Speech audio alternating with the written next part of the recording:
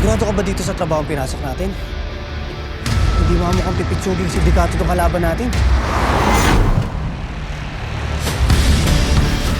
Mukhang buhay natin nakataya dito, Gabo. Hindi ba may trabaho na si Gabo? Masasalban natin si Rudy. Puro na lang si Gabo! Si Gabo! Si Gabo! Di ako naniniwala. Matutulungan tayo ni Gabo! Bakit kailangan may masaktan? Isang demolisyon na pinangungunahan ng mga polis.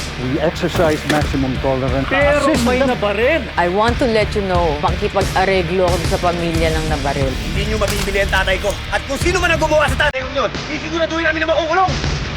Dalasan niyo yung mga mata niyo, ha? Kailangan makita natin yan si Mr. Chan. Kung hey Pacho, imanigong bagong taon. Isang selebrasyon ngayong napapanahon. Kaya sulitin na ang bawat pagkakataon. Lalo't nagising na naman ang mga natutulog na dragon. Bao! Sino ba ito? Damoy, mag-warning ka naman! Pali-palitan ng kinuha ni Gapo, sina Pinoy, Tolits at Daboy. Kukuha ng mga tao para tapatan ako. Papalakas tayo ng pwersa tayo. Sisiguraduhin ko. Hindi na makakaporma yan si Gabo. Ano? Nakita niyo na? Papasok ako. Titingnan ko kung nandun pa sa loob si Mr. Chan. Oh, ang ganda naman eh. Ay, excuse me. Reserve na kasi yan. Saan? Parang wala namang pangalan to. Akala mo kung sino ka maganda. Hoy, matangkad ka lang, pero kayang-kaya kita, no? Alam mo, mabuti pa. Palabasin mo. Ay, asan yung may-ari? Mr. Chan! May nanggugulo po dito. Kanina pa. Meeting pa yan. Alam ko yan! Malaking bar yan! Malapit lang dito!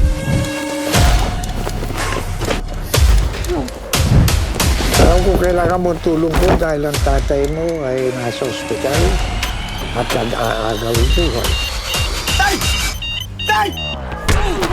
SCA ko! Big Star sa taas ang kamay! Alam mo kung gaano kalaki yung misyon nito.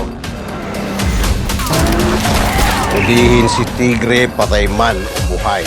Basta ako bahala. Ako hindi diskarte kung paano mahuli si Tigre.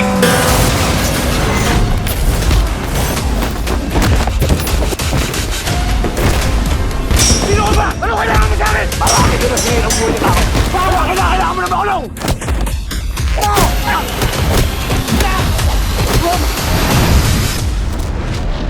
Coco Martin Sigabo.